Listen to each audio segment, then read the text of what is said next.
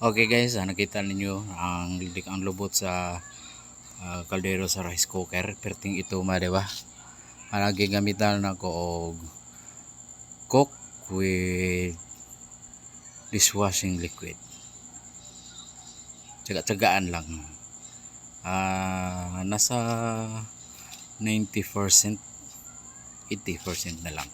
Yan. Tsaga-tsaga lang kiskisin.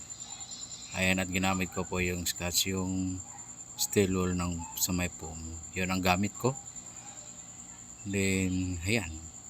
O, diba?